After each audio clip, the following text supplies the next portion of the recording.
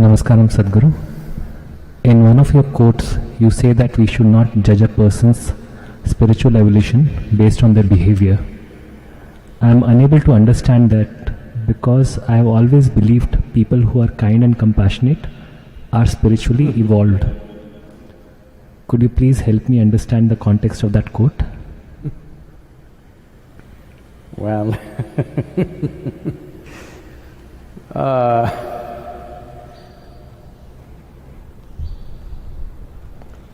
see, at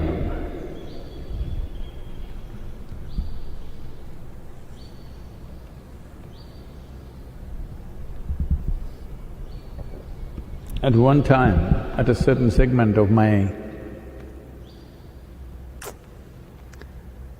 school-going time, I can't call it education, but school-going time, I was in certain type of schools where moral science was an important part of their thing. I was in missionary schools, so they are always trying to teach us three magic words.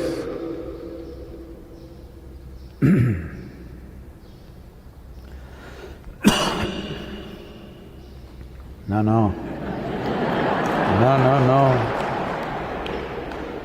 You have to wait for me for the second cough within the 30 seconds. That's not coming.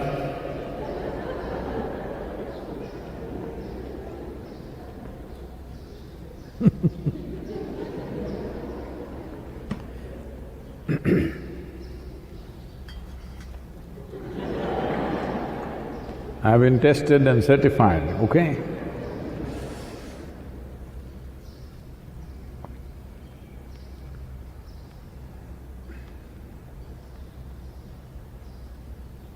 Magic words. I'm sure all of you have gone through those magic words.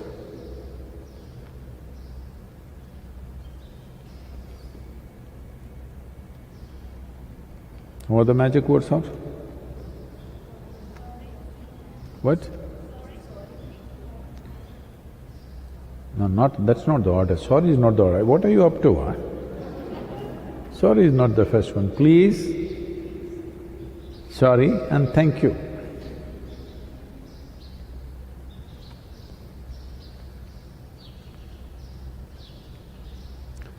Well, you can learn such tricks. I'm not saying you should not say this. If the magic is happening within you and those words came, fantastic. No magic in you, you just got the words. You have a sense of entitlement, but you say please doesn't mean anything. It's better at least you show who you are. Oh, please gonna have it and anyway you grab it. I see this all the time. And you then kick somebody in their backside and then say sorry, doesn't mean anything. You take what you want from everybody and then say thank you as if they gave it to you. No. These things are supposed to represent that you have no sense of entitlement. You understand that nothing really belongs to you here. So even if you want a glass of water, you say, please. If you really see it that way, even a glass of water or a morsel of food doesn't belong to you. Fortunately, it's available to you. So you say, please. Wonderful. Anything that you do, you may be hurting somebody, you may be stepping on something, knowingly, unknowingly. So if somebody even looks at you and says, sorry, what? If you're feeling that way, and thank you because you have a sense of gratitude, that's everything that's come your way, genuinely. So the word may come or it may find some other expression. What should be a magic within you happens only in your behavior, that is the tragedy of moralistic societies, that they do all the right things, but nothing right happens within them. So behavior does not determine one's consciousness or one's evolution or one's transformation. Well, if you have a certain… what spiritual evolution means is, from being a hardcore concretized individual, you become little more porous and becoming more inclusive. Out of your inclusiveness, you may do many things. If things are happening out of your inclusiveness, your gentleness, your loving nature is coming out of your inclusiveness, fantastic. But if it's a formula that you have learnt, that you know by doing these things you will get what you want. Actually, that's how it was taught to us in the school. You do this, use these three magic words, things will happen for you. So go and say please, as soon as you get something, turn around and say something else. This was happening around me. So, your behavior does not determine who you are. People can cultivate behavior, but who they are needs transformation. Transformation essentially means that the sense of boundary that you had about yourself, this is me, this has enlarged. That's all the transformation is. Transformation is not of social behavior. Transformation is, if you sit here, what was me was just this. Now what is me is much larger than this, that's all. Out of that, whichever way you behave, it's okay with me. But there must be inclusiveness, because inclusiveness is better than insurance. Once you see something as a part of yourself, then what is there about thank you and please and sorry and things like that?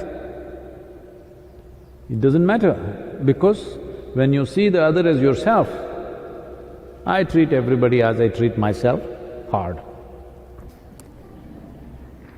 If I was treating myself nicely like this, I would have treated you also like that. Because I treat myself rough, I'm treating you also rough, okay? Or you want me to be nice? Please, I say this in the beginners' programs, I always say, please close your eyes. Hello, I do. Because I know you have difficulty closing your eyes, I say, please close your eyes. You come to Samyama, and there also you want me to say please, I say, just shut up and sit.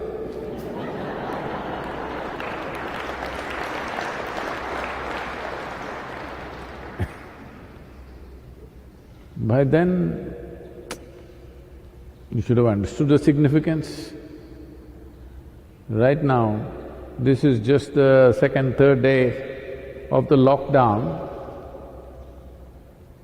First day you did not understand. By now you should have understood what it means. Now we cannot say, please keep 6 feet distance.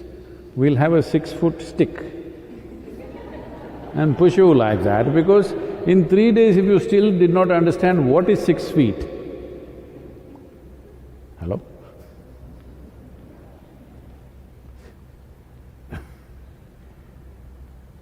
It doesn't take 3 days to grasp what is 6 feet. Even if you're illiterate, you can get it. You don't need any mathematical qualifications. So now government is having army standing by, just in case you still don't understand what is 6 feet. Yes this happened. What happened?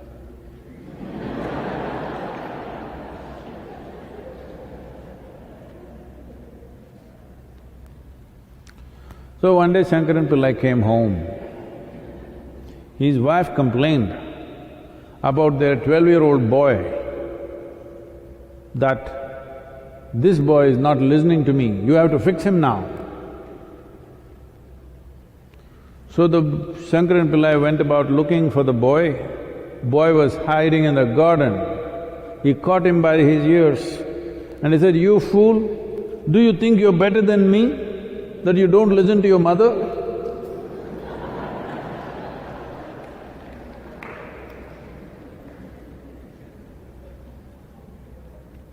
So, your behavior, well, if you want to be in a society, yes, of course, you have to regulate your behavior because it's not just about you, it's about everybody around you. But what we are looking for as good behavior is not necessarily saying specific words, doing certain things and not doing certain things, no. What we are looking for is that you walk into this hall, there are 50 people sitting here, your concern in every step and every breath that you take, your concern is for these 50 people or just you, that's all that matters. If your concern is for all the 50 people who are sitting here, then you behave one way. If your concern is just about yourself, then you behave another way. This is all you need to fix. Spiritual process is not a social thing, it's something that you do within yourself. Because something within you changed, you may also address the world in a certain way. A whole lot of spiritual people, immensely evolved human beings, they did not have social skills. That's why they kept away from the society. You heard of Sadhguru Sri Brahma? He had no social skills, lot of trouble. This time around, we come with little social skills. Yeah, I'm doing well. Still little friction with some people, but they're always there. That is an indication that we are on the right path, that we are doing the right things in the world. Because if those people praise you, then you must be doing something really wrong. So, one's spiritual evolution need not be judged by their behavior. Now, don't take this as a license to behave irresponsibly, saying, "I'm spiritual." There is that tribe also exists in the world. Because they are spiritual, they think everybody is supposed to understand them. They will do weird things, everybody is supposed to understand. No, no, that is not the thing, because spiritual process means you're not identified with your physical nature, your identity has moved to a dimension which is not physical. Once your identity is not physical, then you have no specific way of doing anything. You will do it whichever way it's needed. Soft, soft, hard, hard, wonderful, wonderful, nasty, nasty, whichever way. Whichever way the situation demands, you will respond in that sense, because your identity is not with your physiological and psychological process. Your identity has moved beyond physical dimensions of who you are. So, you have a certain freedom. A cultured behavior means you're fixed to be in a certain way. That means you lost your freedom. Out of your freedom, when it's required to be nice, you're wonderful. When you're required to be nasty, you're nasty. Whatever is needed, accordingly you do. You are driving now because not many vehicles out there, so cows, buffaloes, all kinds of things are on the road. A group of buffaloes are going there. You go and say, "Please, please." They just go like that. "Please." No response. "Hey!" The little, pick up a stick and say, "Ha ha!" Then they'll go. Because they don't understand what is this please you're talking. Now you're not trying to treat the buffalo badly. If buffalo understood what sweet words are, you would say, sweet nothings to the buffalo. But he doesn't get it. He must understand that you don't like him where he is right now. You must make him understand he shouldn't be on the road, you need to use it. Somehow you make him understand. You don't have to go and beat him, at least some noise you have to make. Otherwise, he will not move because he doesn't understand. So if you're dealing with a child, you do one way, if you're dealing with an adult, you lead another way, somebody that you know one way, somebody who is new to you another way. Our behavior is as the situation demands. Now you fixed yourself, this is the way I behave. Even if the situation is not, conducive for that, you do the same things, what is the point of that? Any action which is not relevant to the situation which you exist is irrelevant action. So fixed activity always becomes irrelevant in various situations. It is very important that we don't fix our action, we just fix who we are. This is what… I am not a scholar like this, but this is something that stuck with me. Krishna said, yogastaha kuru karmani. First establish yourself in yoga. That means establish yourself not in your individuality, but in your union with existence, and then perform action. That means you're absolutely inclusive, then do whatever is needed, it's fine with me.